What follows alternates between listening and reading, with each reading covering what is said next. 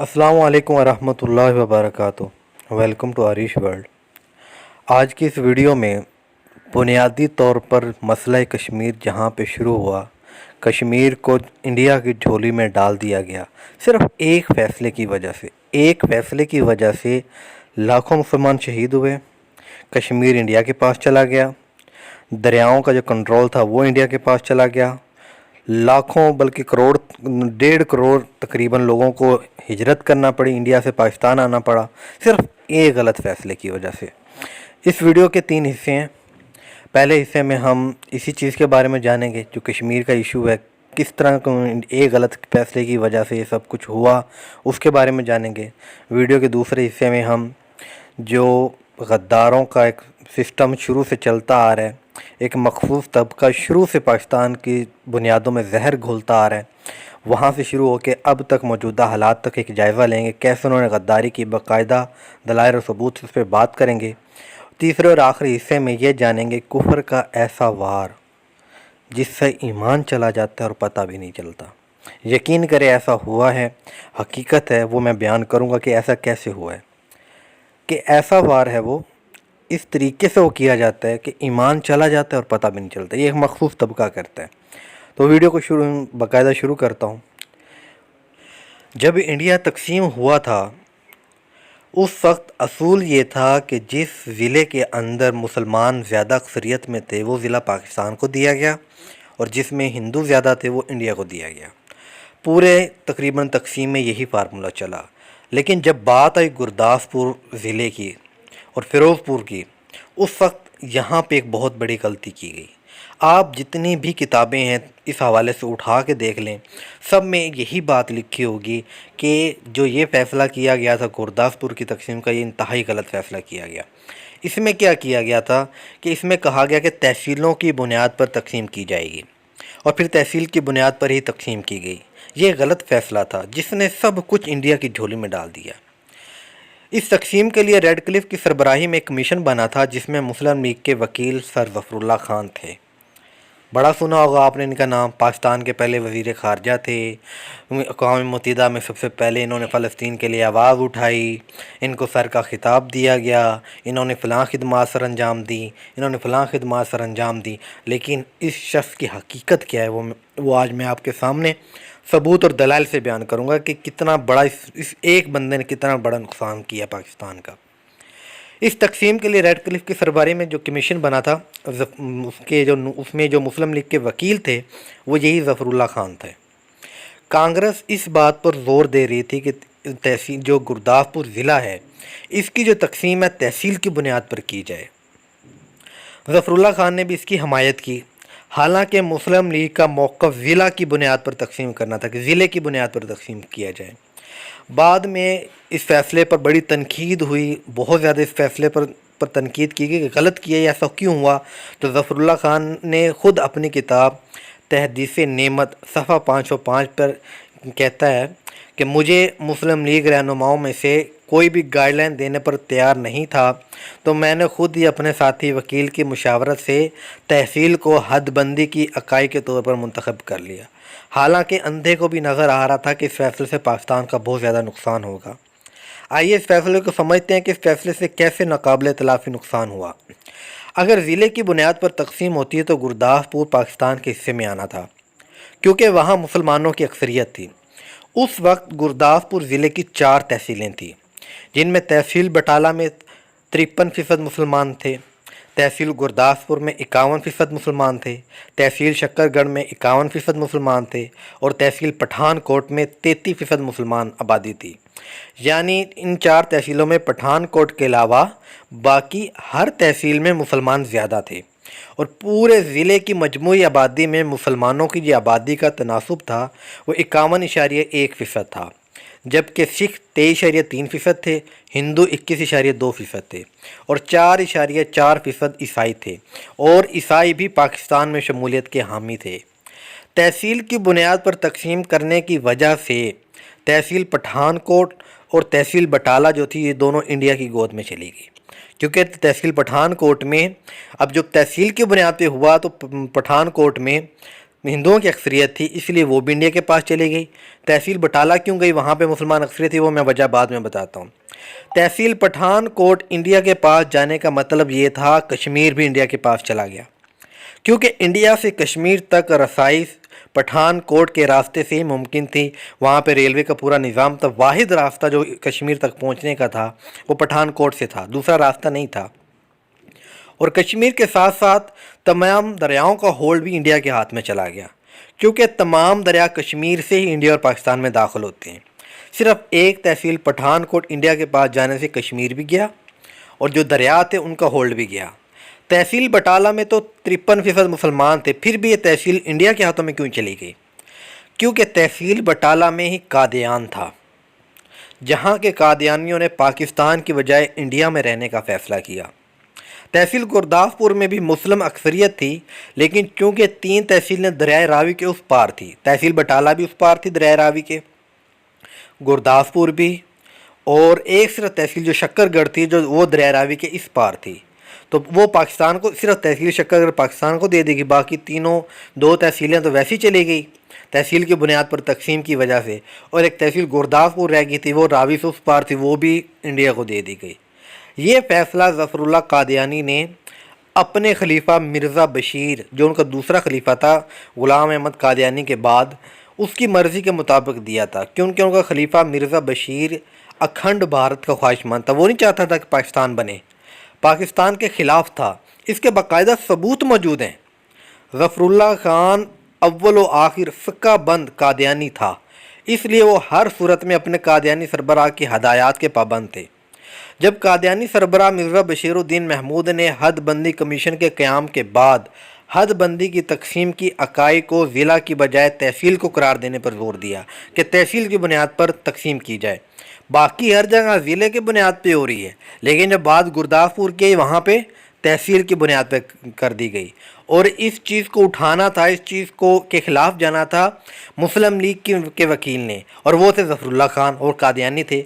یہ جو بات میں نے ابھی مرزا بشیر کی کہی، یہ الفضل اخبار قادیان 19 جون 1947 کے اخبار میں یہ بات موجود ہے کہ ان کے خلیفہ نے کہہ دیا کہ تحصیل کی بنیاد پہ کی جائے، کیونکہ وہ انڈیا کی حمایت کر رہا تھا، تو ظفر خان نے بھی وہی کیا، حالانکہ سر ظفر اللہ خان مسلم لیگ کے نمائندے تھے، پاکستان کے نمائندے تھے۔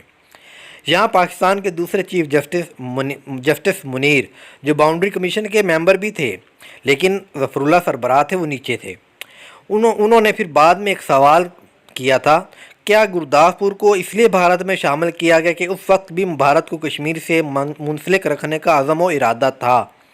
یہاں پہ قادیانی کی ایک اور غداری چیک کریں کہ جو یہ کمیشن بنا تھا جس نے یہ سرحد کی لکیر کھینچی تھی، اس میں ہندو، سکھ اور مسلمان 3 فریق تھے، مگر قادیانیوں نے مسلم لیگ کے کیس کو کمزور کرنے کے لیے الگ فریق کی حیثیت سے کمیشن کو درخواست دی کہ ہمیں الگ فریق بنایا جائے، کیونکہ ہمیں مسلمان نہیں سمجھتے، جس پر باؤنڈری کمیشن کے رکن جسٹس محمد منیر بھی حیرت زدہ ہو کر رہ گئے۔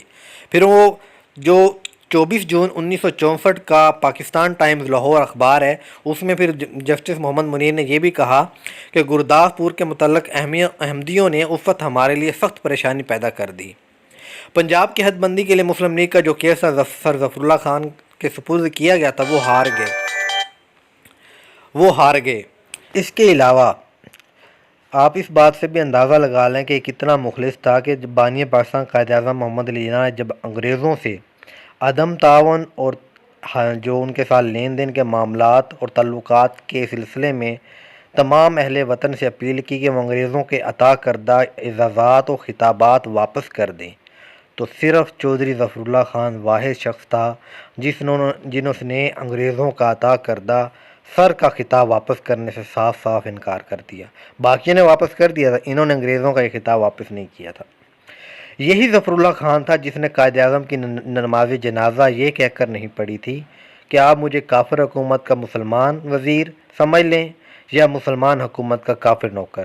اس نے نماز جنازہ قائد اعظم کی پڑھنے سے انکار کر دیا تھا۔ اس کے علاوہ اس کے اور بہت سارے کارنامے میں نے مختصر طور پر چند لکھے ہیں، لیکن جو اس نے غداریاں کی اس دور کے اندر اس نے بے انتہا قادیانیوں کو اعلیٰ سیٹوں پہ وہاں پہ پروموٹ کیا، ان پہ بھرتی کیا، اعلیٰ عہدے دیے، اس کا نقصان بعد میں پاکستان کو اٹھانا پڑا، اس کی میں کچھ مثالیں یہاں پہ پیش کرتا ہوں۔ اس کے لیے نا ایک کتاب ہے راولپنڈی کیس، یہ پڑھ لی جائے نا تو سارا کچھ پتہ چل جاتا کہ ہوا کیا تھا۔ 1951 کے اندر لیاقت علی خان جو پاکستان کے وزیر اعظم تھے، ان کی حکومت کا تختہ الٹنے کے لیے کوششیں کی، اور اس میں سب سے بڑا ہاتھ قادیانی میجر جنرل ظہیر احمد کا تھا۔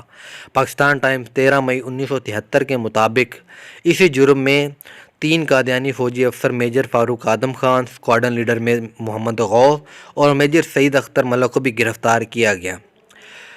اس کے علاوہ ظفر اللہ خان تو قادیانی تھا، اس نے جو کیا وہ چند مثالیں آپ کے سامنے رکھ دی۔ ایک اور بڑے مشہور نوبل انعام یافتہ ڈاکٹر عبدالسلام، بڑے بڑے ایوارڈ ان کے ذمے ان کو ملے ہیں، نوبل پرائز ملا ہے، اب تک صرف 2 ہی کو ملا ہے، ایک ڈاکٹر عبدالسلام ہے، دوسرا ملالہ۔ ان دونوں کے بارے میں بتاؤں گا تھوڑا سا، پہلے ڈاکٹر عبدالسلام کے بارے میں جانتے ہیں۔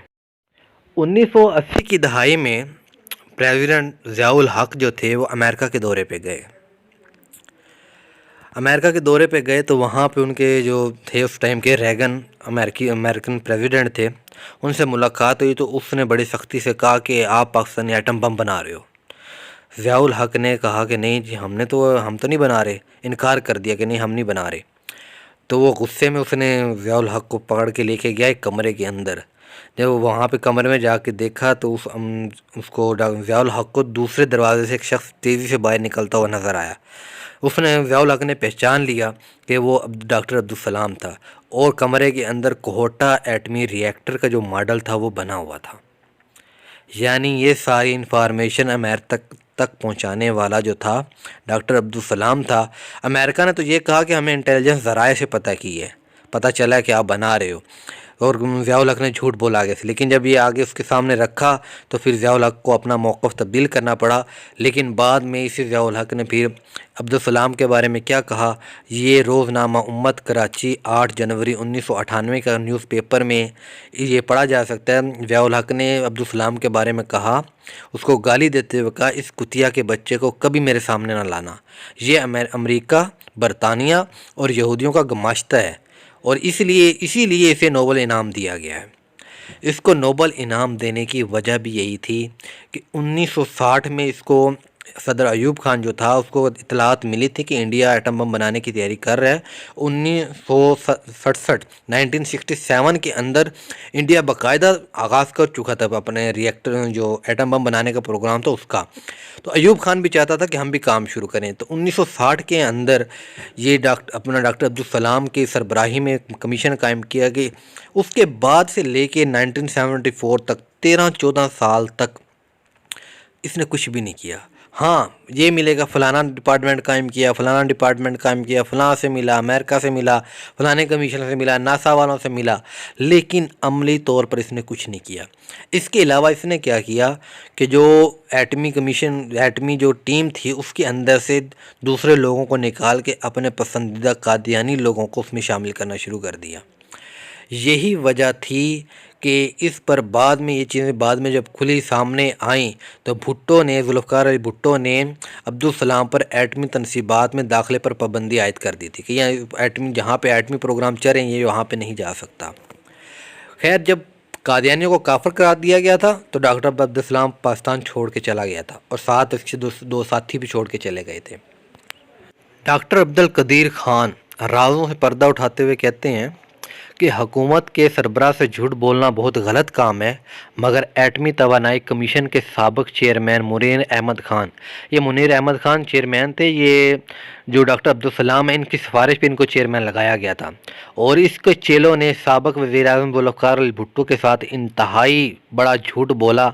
انہوں نے پروگرام بنایا کہ ہم ذوالفقار علی بھٹو کو نا تھوڑا سا مطمئن کرتے ہیں، کیسے؟ کیونکہ وہ زور دے رہے تھے بار بار کہ انڈیا تو بنا چکے، 1974 میں انڈیا نے تو بنا لیا تھا، تو ذوالفقار علی بھٹو کا بہت زیادہ دباؤ تھا، تو انہوں نے کیا پروگرام بنایا کہ تھوڑا سا نا دھماکہ خیز مواد لے کر زمین میں دبا دیتے ہیں، اس میں کوبالٹ اور زنک بھی ملا دیں گے، پھر اس سے دھماکہ کر کے بھٹو کو بیوقوف بنا لیں گے کہ ہم نے ایٹمی دھماکہ کر لیا ہے۔ مجھے یہ بات پتہ چلی کیونکہ اس ٹائم ڈاکٹر عبدالقدیر خان بھی کمیشن کے اندر آ چکے تھے، ایٹمی کمیشن کے اندر۔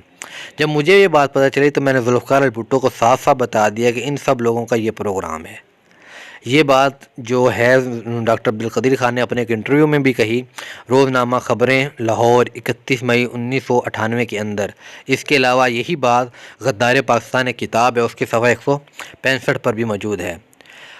ذوالفقار علی بھٹو نے ایٹم بم بنانے کے لیے جو ایٹمی کمیشن کے سائنٹسٹ تھے ان سب کو ایک خفیہ میٹنگ میں بلایا اور یہ ارادہ ظاہر کیا کہ ہم نے ایٹم بم ہر حال میں بنانا ہے۔ تو آئی ایچ عثمانی، جن کو عبدالسلام کی سفارش پہ کہہ لیں یا ریکمنڈیشن کہہ لیں کہ اس پر رکھا گیا تھا، اس نے تو واضح احتجاج کیا کہ نہیں یہ ممکن نہیں ہے، ہمارے پاس سہولیات نہیں ہیں، یہ نہیں ہے، وہ نہیں ہے، جبکہ ڈاکٹر عبدالسلام تھے وہ خاموش رہے۔ اندرگانے یہ نہیں چاہتے تھے کہ یہ کام ہو۔ پچھلے 14 سال یہ سربراہ رہے ہیں ایٹمی کمیشن کے، لیکن اس حوالے سے ایٹم بم کے حوالے سے کوئی پیش رفت نہیں ہوئی تھی۔ قیام پاکستان سے اب تک ان قادیانیوں کا جتنا ہاتھ پڑا انہوں نے پاکستان کا نقصان کرنے کی کوشش کی ہے۔ پچھلی ویڈیوز میں دکھا چکا ہوں کہ اسرائیل کے اندر ان کے مراکز کہاں کہاں پہ ہیں، کیا کیا چلتا رہا، مودی کے ساتھ جو ملاقاتیں ہیں وہ بھی دکھا چکا ہوں۔ تو یہ ایسا مخصوص طبقہ ہے جس کے بارے میں انتہا سب کے ثبوت ملتے ہیں قیام پاکستان سے پہلے سے لے کے اب تک، جب انہوں نے پاکستان کے خلاف غداریاں کی، مسلمانوں کے ایمان پہ بھی ڈاکہ ڈالتے ہیں اور پاکستان سے غداری بھی کرتے ہیں۔ عاطف میاں، جس کو عمران خان جب حکومت نئی بنی تو جو اکنامک ایڈوائزری کونسل بنائی تھی اس میں عاطف میاں کو اس نے شامل کیا کہ جی بہت لائق ہے، بہت قابل ہے، اس کو نوبل پرائز ملنے والا ہے۔ ہاں، اگر رہتا اکنامک ایڈوائزری کونسل کا ممبر پھر تو شاید نوبل پرائز مل بھی جاتا، کیونکہ اگر یہ حقیقت ہے کہ اس وقت بھی جتنے بھی نوبل پرائز جن کو مل چکے ہیں ان میں سے 90% آپ دیکھیں گے یہودی ہیں۔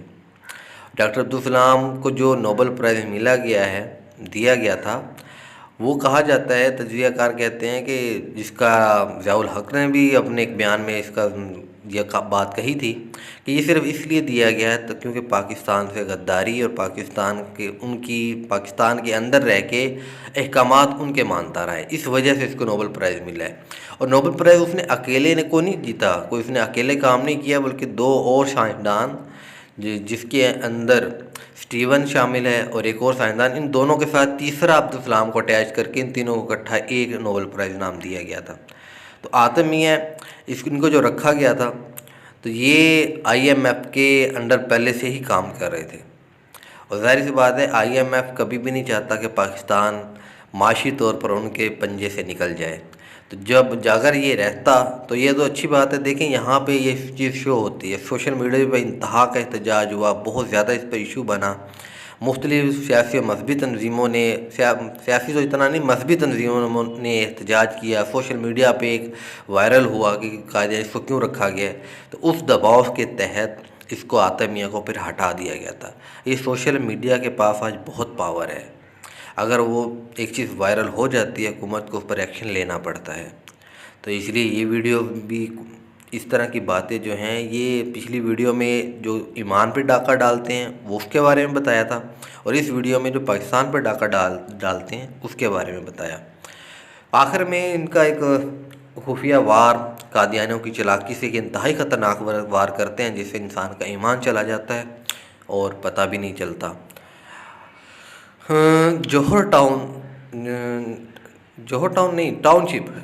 ٹاؤن شپ کے اندر نور مصطفیٰ نامی ایک لڑکا تھا، میری مفتی انیس شاہ صاحب لاہور کے رہنے والے ہیں، ان سے بات ہوئی تو انہوں نے یہ مجھے بات بتائی کہ اس طرح ہوا تھا۔ وہ نوجوان جو تھا نور مصطفیٰ، اس کا جو اٹھنا بیٹھنا تھا وہ ایک قادیانی کے ساتھ تھا، اس کا دوست تھا بہت کلوز، انتہائی اچھے اخلاق کا مالک تھا وہ جی قادیانی۔ نور مصطفیٰ اس کا بہت زیادہ کلوز تھا۔ آہستہ آہستہ ہونا یہ ہوا کہ وہ لڑکا جو تھا نور مسلمان سے قادیانی ہو گیا۔ اس کے والد 5 وقت کے پکے نمازی تھے اور صوم و صلات کے پابند تھے۔ انہوں نے بڑی کوشش کی، ڈانٹا، گھر میں فساد بنا، لیکن وہ لڑکا واپس اسلام کی طرف نہیں آیا۔ ہوا کچھ یوں، پھر اس لڑکے کی آہستہ آہستہ محنت سے اس کے گھر والے بھی قادیانی ہوتے چلے گئے، یہاں تک کہ سارے گھر والے، اس کی بہنیں اور اس کے جو بھائی تھے ایک تھا کہ 2 بھائی تھے، اور مجھے اب صحیح طرح یاد نہیں ہے، تو باقی پورا گھرانہ سوائے ان کے والد کے، اس لڑکے کے، باقی سب قادیانی ہو گئے۔ والد صاحب بڑے پریشان، بڑی کوشش کی اس نے والد صاحب کو بھی اس طرف لانے کی، لیکن والد صاحب نہیں آئے۔ پھر یہاں پہ اب میں ذکر کرتا ہوں اس وار کا جو کیا گیا۔ تو قادیانی لڑکا جو دوست ہے، اس نے اپنے بڑوں سے پوچھا ہوگا یا وہ دوست سے مشورے کے بعد اپنے والد سے کہنے لگا کہ ٹھیک ہے آپ قادیانی نہ ہوں، لیکن ایک کام تو آپ کر سکتے ہیں والد کہ نا آپ نا استخارہ کر لیں۔ استخارہ تو اللہ تعالیٰ سے مشورے کا ہے نا، ہمارے نبی نے حضرت محمد صلی اللہ علیہ وسلم نے بھی کہا، حدیث میں بھی ہے، استخارہ کر لیں آپ۔ والد صاحب سوچ میں پڑ گئے، انہوں نے کہا ہاں یہ چلو ٹھیک ہے، اس میں مجھے پتہ ہے کہ آنا تو نہ ہی ہے، لیکن پھر بھی میں کر لیتا ہوں استخارہ۔ والد نے جب استخارہ کیا تو اس میں اس نے دیکھا کہ مرزا قادیانی خود اس کے خواب میں آیا اور کہتا ہے کہ میں نبی ہوں اور اللہ تعالیٰ کا نبی ہوں، تمہیں کیوں نہیں یقین آ رہا؟ صبح جب اٹھا تو بڑا پریشان ہو، اس نے جلا وہ بھی قادیانی ہو گیا اس کا والد۔ تو بعد میں جو وہاں کے مقامی علماء کرام تھے، انہوں نے کوشش کی کہ ان کو واپس اس طرف لایا جائے، لیکن وہ وہاں سے شفٹ ہو گئے۔ اب یہاں پہ یہ وار جو والد صاحب کو اس نے جو خواب میں دیکھا، استخارہ کرنا، یہ انتہائی خطرناک وار تھا۔ اگر کسی مسلمان کو کہیں ہوگا کہ ہاں یار استخارہ میں تو کوئی وہ بات نہیں، لیکن یہی مین چیز ہے، یہی تو خطرناک چیز ہے۔ کیونکہ استخارہ کیا ہوتا ہے؟ استخارہ ہوتا ہے کہ 2 چیزیں ہیں، آپ کو سمجھ میں نہیں آ رہا کہ کون سا میرے لیے زیادہ بہتر ہے۔ استخارہ یہ ہوتا ہے جب آپ استخارے کے لیے راضی ہو گئے کہ ہاں میں اس بات پہ استخارہ کرتا ہوں کہ مرزا قادیانی نبی ہے یا نہیں ہے، یا وہ قادیانی سچا مذہب ہے یا نہیں ہے، جب اس بات پر آپ ایگری ہو جاتے ہیں، اس کا مطلب یہ ہے کہ آپ نے حضور پاک صلی اللہ علیہ وآلہ وسلم کی نبوت کے اندر شک کیا کہ آخری نبی وہ ہیں یا نہیں ہیں۔ استخارہ اس چیز کا کر رہے ہیں، بات کو سمجھیں کہ آپ شک کر رہے ہیں، یعنی شک پیدا ہو گیا آپ کے دل میں، کیونکہ استخارہ ہمیشہ تب ہوتا ہے جب شک ہوتا ہے۔ جب آپ نے استخارے کے لیے راضی ہو گئے تو اس کا مطلب ہے آپ کے اندر شک ہے اور آپ کو پورا یقین نہیں ہے کہ حضور صلی اللہ علیہ وسلم آخری نبی ہیں۔ جب استخارہ کیا تو ایمان ارادہ کیا، استخارہ کرنے پہ آمادہ ہو گیا اور ارادہ کر لیا، ایمان چلا گیا۔ کیوں؟ شک پیدا ہو گیا، شک پہ آپ نے یقین کر لیا۔ اس لیے کبھی بھی کوئی بھی قادیانی اس حوالے سے کچھ کہے تو صاف اور واضح ایک ہی جواب ہے کہ ہم کسی دلیل کے بغیر، ہم کسی ثبوت کے بغیر حضور صلی اللہ علیہ وسلم کو آخری نبی تسلیم کرتے ہیں، اور مرزا جو غلام احمد قادیانی ہے اس پر لعنت کرتے ہیں، کیونکہ بنا دلیل، بغیر دلیل کے حضور صلی اللہ علیہ وسلم آخری نبی ہیں۔ تو اس وار سے اخلاق میں قادیانی اتنے اچھے ہیں، چناب نگر کے اندر ان کا ہارٹ اسپیشلسٹ ہاسپٹل ہے، وہاں پہ معصوم لوگوں کا فری میں علاج کیا جاتا ہے، اور علاج کر کے ان کو فری میں علاج کر کے بڑے اخلاق کے ساتھ ان کو وہاں پہ رکھا جاتا ہے، اور قادیانیت کی دھیرے دھیرے دعوت دی جاتی ہے۔ تو اخلاق آپ ان کا دیکھیں گے تو بہت زبردست، لیکن یہ تب تک اخلاق ان کا رہتا ہے جب تک یہ اقلیت میں ہیں، ورنہ 1974 میں جو طلباء ایک ٹرین میں سفر کر رہے تھے، وہ ربوہ سے گزری تھی چناب نگر سے، ان کے ساتھ جو حشر کیا وہ تاریخ میں آج بھی ریکارڈ پہ موجود ہے۔ تو جب ان کا ہاتھ پڑے تو یہ کم نہیں کرتے۔ اللہ تعالی ہم سب کو ان کے شر سے بچائے، دین جو زندگی ہے شان والی، موت ایمان والی گزارنے کی توفیق عطا فرمائے۔ مزید ایسی ویڈیوز دیکھنے کے لیے اس چینل کو سبسکرائب کر لیں، اور اچھی بات کا پھیلانا بھی صدقہ ہے۔ تو یہ تو خاص طور پہ ایسا موضوع ہے کہ زیادہ سے زیادہ لوگوں کو اس کا پتہ ہونا چاہیے، تو ویڈیو کو شیئر بھی کریں، لائک بھی کریں۔ اللہ تعالی ہم سب کا حامی و ناصر ہو، اللہ تعالی ہم سب کو ہدایت کے راستے پہ استقامت عطا فرمائے، آمین ثم آمین۔